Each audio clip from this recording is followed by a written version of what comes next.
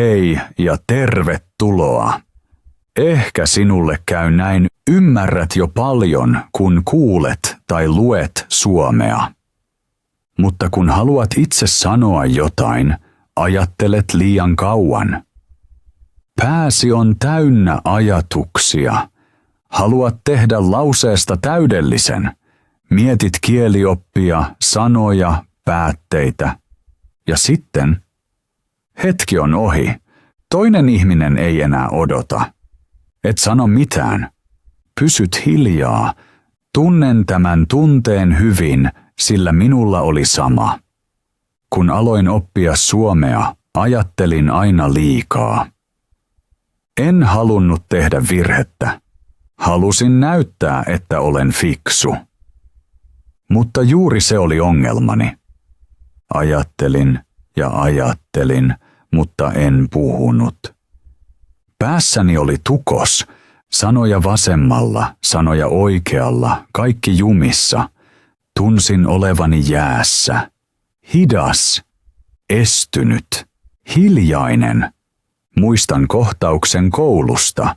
Oli välitunti. Istuin pöydässä luokkatovereideni kanssa. Yksi ystävä Suomesta kysyi minulta, onko sinulla tänään aikaa tunnin jälkeen? Helppo kysymys. Todella helppo. Omalla äidinkielelläni olisin vastannut heti. Halusin sanoa, kyllä, minulla on aikaa, voimme oppia yhdessä. Mutta päässäni oli kaaos. Mietin oikeaa muotoa sanasta olla. Mietin artikkelia. Halusin tehdä lauseesta täydellisen. Odotin liian kauan. Suuni pysyi kiinni. Lopulta sanoin vain hiljaa. Ehkä. Se ei ollut väärin. Mutta se ei ollut se, mitä halusin sanoa. Ja tunsin oloni huonoksi. Olin vihainen. Olin surullinen. Ajattelin, miksi en voi vain puhua? Miksi ajattelen niin paljon? Sinä iltana seisoin kotona peilin edessä. Katsoin kasvojani. Kysyin itseltäni, miksi en voi puhua, vaikka tunnen sanat? Tunsin häpeää, tunsin pelkoa, tunsin itseni pieneksi. Mutta sitten ymmärsin jotain. Ongelma ei ollut se, että minulla oli liian vähän sanoja. Ongelma ei ollut se, että olin tyhmä. Ongelma oli, ajattelin liikaa. Aivoni olivat kuin tietokone, jossa on liikaa ohjelmia auki. Kaikki oli hidasta. Kaikki jumissa. Mutta kielen täytyy virrata. Kieli on kuin vesi joessa. Se kulkee. Se liikkuu. Se jatkaa eteenpäin. Ja jos pysäytät joen, koska ajattelet liikaa, tulee tukos. Silloin mikään ei virtaa. Silloin päätin. Lopetan liiallisen ajattelun. Alan puhua, vaikka se ei ole täydellistä. Alan vain puhua, vaikka on virheitä, vaikka se joskus kuulostaa oudolta, mutta on parempi sanoa jotain kuin ei mitään. Ehkä sinulla on sama. Ehkä sinäkin ajattelet liikaa ennen kuin puhut. Ehkä odotat täydellistä lausetta, ja sitten et sano mitään. Haluan rohkaista sinua. Et ole yksin. Monet ihmiset tuntevat saman, mutta voit muuttaa sen. Tee pieniä askeleita. Sano yksinkertaisia lauseita. Uskalla. Puhu, vaikka se ei ole täydellistä. Jokainen lause on askel eteenpäin. Jokainen virhe on pieni opettaja. Ja jokainen sana vie sinut lähemmäs tavoitettasi. Joten aloita. Lopeta liika-ajattelu. Aloita puhuminen. Luku 2. Puhu odottamatta. Alussa ajattelin aina, että minun täytyy ensin saada täydellinen lause päähäni ennen kuin avaan suuni. Odotin ja odotin. Yritin järjestää kaiken oikein. Subjekti, verbi, objekti. Artikkeli, monikko, päätteet.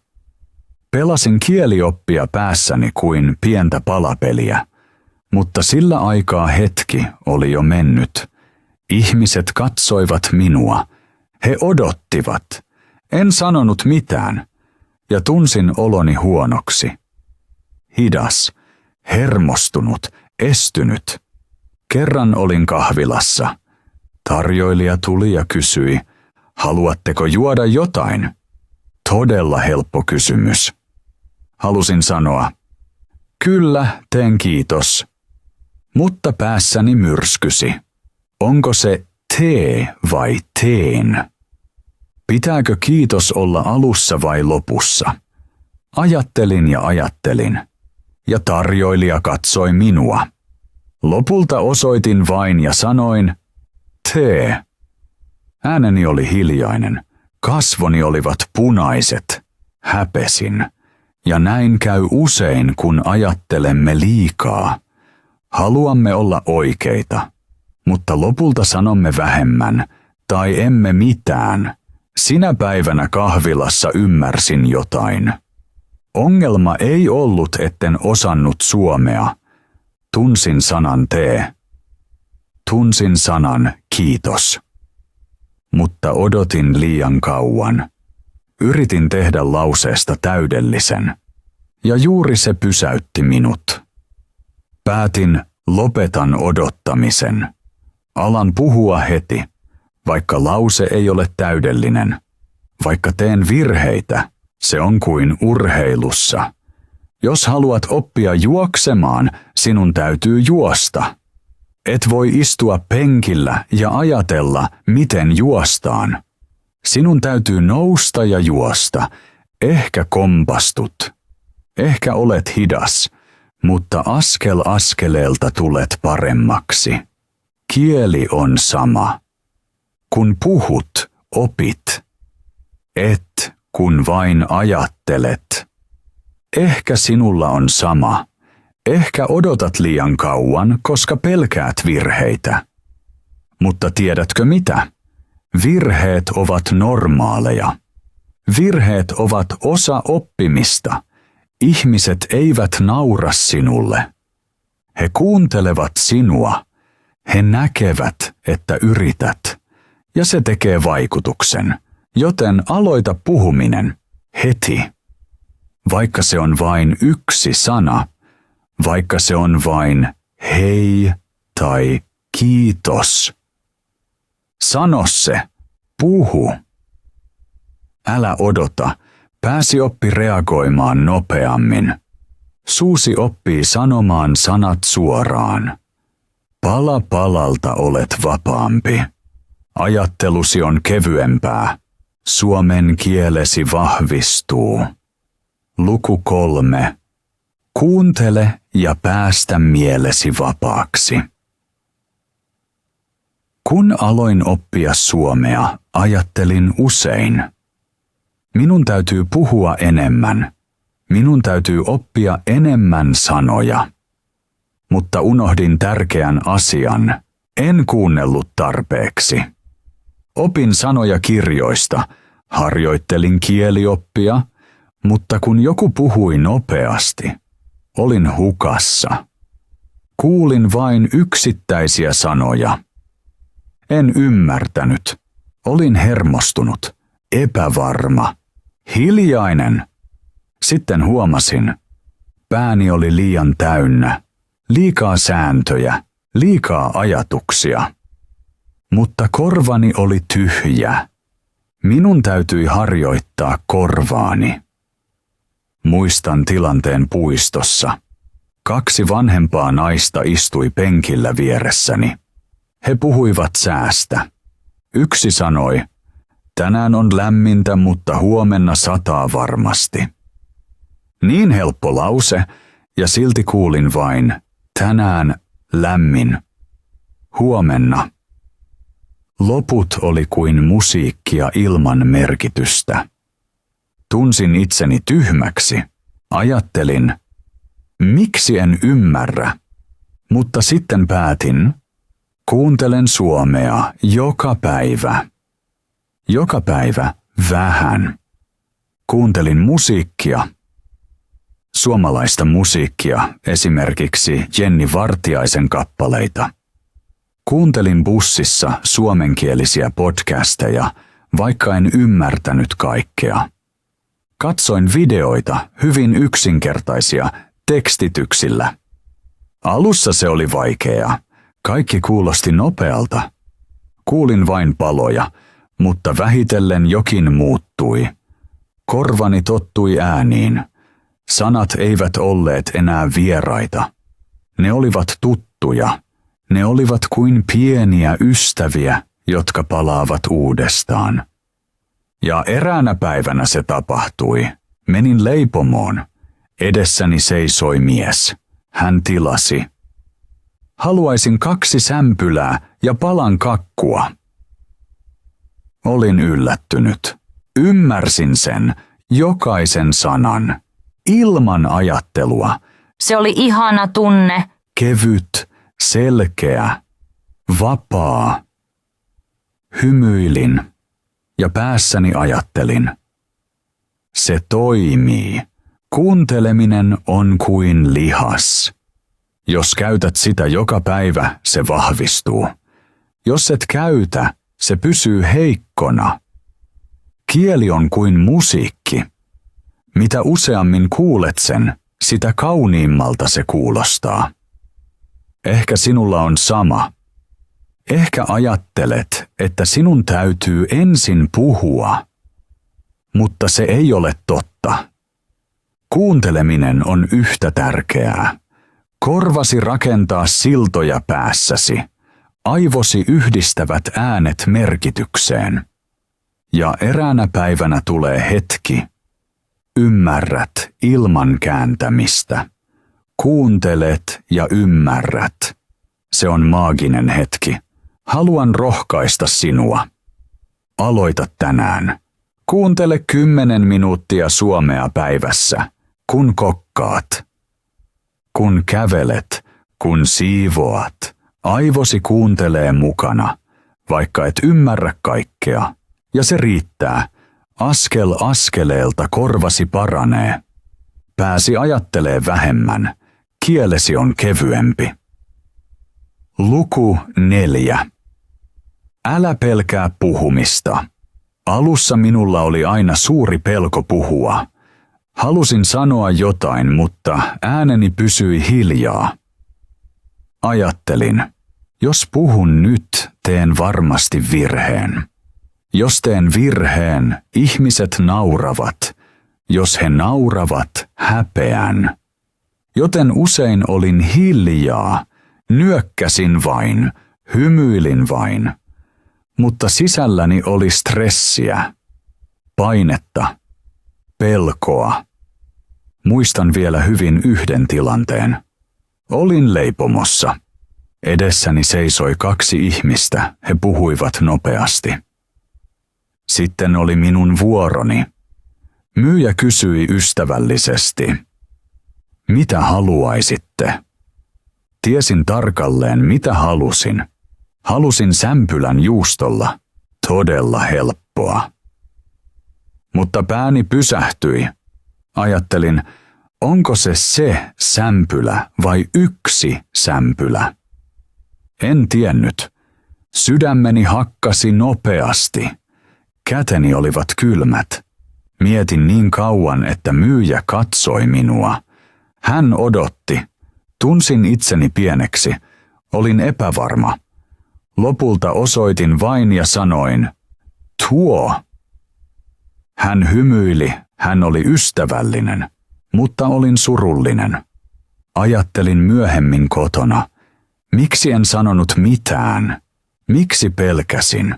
Olinhan oppinut, tunsin sanat, mutta pelko pysäytti minut. Ja silloin ymmärsin. Ongelma ei ollut, etten osannut suomea. Ongelma oli pelkoni. Halusin olla täydellinen, mutta se ei onnistu. Kukaan ei ole täydellinen. Myös ihmiset Suomessa tekevät virheitä. Myös lapset tekevät virheitä, kun he oppivat puhumaan. He kompastuvat sanoihin, niin kuin he usein kaatuivat oppiessaan kävelemään. Mutta he nousevat ylös. He yrittävät uudelleen, ja lopulta he osaavat kävellä. Niin on myös puhumisen kanssa. Jokainen virhe on kuin pieni askel eteenpäin. Virheet eivät ole vihollisesi. Virheet ovat opettajiasi. Ne näyttävät sinulle. Tässä voit vielä harjoitella. Tässä voit kasvaa. Muistan myös toisen kohtaamisen. Olin puistossa ja vanhempi nainen kysyi minulta, onko teillä kellonaikaa? Halusin vastata nopeasti. Kyllä, kello on 3. Mutta olin hermostunut. Katsoin puhelintani. Sanoin 3 tuntia. Nainen hymyili. Hän ymmärsi. Hän sanoi, kiitos. Hän iloitsi. Kukaan ei nauranut. Kukaan ei tuominnut minua. Silloin tunsin, pelko oli vain päässäni. Ihmiset näkevät, että yrität. He iloitsevat, kun puhut heidän kieltään. He ovat kärsivällisiä. Ja joskus saat pienen kehun. Yksinkertainen hyvä tai puhut jo paljon. Tällainen pieni lause voi tehdä koko päivästäsi kauniin. Joten älä odota enää. Älä odota, että olet täydellinen. Aloita nyt. Sano pieniä lauseita. Sano, hei. Sano, mitä kuuluu. Sano, opettelen suomea. Sano, pidän kahvista. Nämä pienet lauseet ovat kuin siemeniä. Jos istutat ne joka päivä, kasvaa iso puu. Askel askeleelta, sana sanalta, ja eräänä päivänä huomaat. Voit puhua ilman pitkää ajattelua. Ehkä tunnet olosi vielä epävarmaksi. Ehkä pelkäät. Mutta et ole yksin. Monet ihmiset tuntevat sen. Ja monet ovat onnistuneet tekemään pelosta pienemmän. Sinä voit myös. Luota itseesi. Avaa suusi. Puhu. Ei haittaa, jos kompastut. Ei haittaa, jos et tunne kaikkia sanoja. Tärkeintä on, lähdet liikkeelle. Yrität. Olet rohkea. Ja jokainen sana tekee sinut vahvemmaksi. Seuraavassa luvussa kerron, miten voit leikkiä suomen kielellä. Näet, että oppiminen saa olla hauskaa ja että opit nopeammin, kun sinulla on iloa. Luku 5. Opi suomea ilolla. Pitkään ajattelin, että oppimisen täytyy olla vaikeaa. Luulin, että tarvitsen paksuja kirjoja, monta tuntia kielioppia, monta sääntöä. Mutta tiedätkö mitä? Olin usein väsynyt, olin stressaantunut, minulla ei ollut energiaa ja joskus halusin vain luovuttaa. Sitten huomasin. Oppiminen voi olla myös helppoa. Oppiminen voi tuoda iloa. Oppiminen voi olla kuin leikki. Muistan vielä tarkasti yhden iltapäivän. Olin tätini luona. Hän kokkasi. Autoin häntä leikkaamaan vihanneksia. Samalla radiossa soi laulu. Se oli Antti Tuiskun kappale. Kuulin kertosäkeen ja aloin vain laulaa mukana. Alussa se oli väärin. Ääntämykseni oli outo. Mutta nauroin, minulla oli hauskaa. Ja myöhemmin, kun olin yksin, laulu oli vielä päässäni. Toistin sanat huomaamatta. Ajattelin, tämä on kuin tanssia. Harjoittelet askeleita, mutta kun musiikki soi, liikut automaattisesti. Näin on myös kielen kanssa. Toisella kertaa katsoin lasten ohjelmaa. Muumi. Äänet olivat ystävällisiä, kuvat värikkäitä. En ymmärtänyt kaikkea. Mutta näin. Muumi juoksee, hän puhuu, hän nauraa. Ja yhtäkkiä ymmärsin lauseen, tule, leikitään. Olin niin iloinen, se oli vain pieni lause. Mutta se oli selkeä, se oli helppo. Sanoin sen vielä uudestaan. Ja ajattelin, tämä on kuin palapeli. Jokainen uusi sana on pieni pala. Alussa näet vain värejä. Mutta pala palalta syntyy kuva. Ja yhtäkkiä näet kokonaisuuden.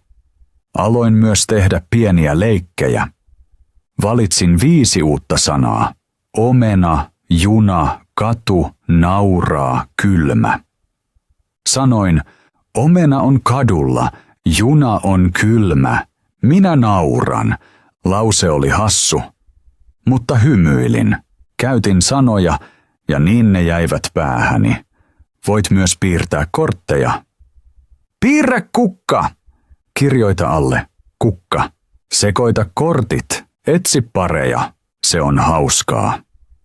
Ja samalla opit, tai leiki ystävien kanssa.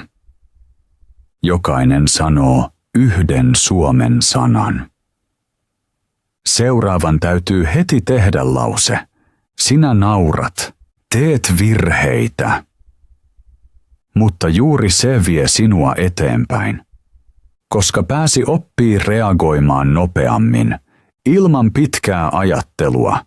Kieli elää, kun leikit sillä. Ja tiedätkö mitä? Kun leikit, unohdat pelkosi. Et enää ajattele. Onko tämä oikein? Onko tämä väärin? Teet vain. Puhut. Kuuntelet. Naurat. Ja juuri näin suomen kielesi kasvaa. Askel askeleelta. Päivä päivältä. Oppiminen on kuin matka. Joskus kuljet hitaasti, joskus hyppäät ilosta, mutta jokainen askel vie sinut lähemmäs tavoitetta, joten tee oppimisestasi värikästä. Tee se helpoksi, tee se iloiseksi. Ehkä pidät suomalaisista saduista tai suomalaisesta kuunnelmasta autossa. Ehkä haluat piirtää kuvia ja kirjoittaa sanat. Tai haluat huutaa suomalaisia sanoja urheillessa, nopeasti. Vahva, mennään, kaikki on mahdollista. Tärkeintä on, että pysyt leikissä. Seuraavassa luvussa näytän sinulle, miksi olet jo valmis nyt. Näet, kaikki mitä tarvitset on jo sinussa. Kirjoita minulle kommentteihin, minkä tekemisen kanssa opit mieluiten. Kuunteletko musiikkia, katsotko sarjoja vai pelaatko pelejä? Iloitsen, kun saan lukea sen. Ja jos pidät tästä videosta, anna minulle tykkäys ja tilaa kanavani. Silloin voin tehdä sinulle vielä enemmän videoita ja voimme oppia yhdessä eteenpäin. Älä unohda. Oppiminen voi tuoda iloa. Ja kun sinulla on hauskaa, kieli jää sydämeesi.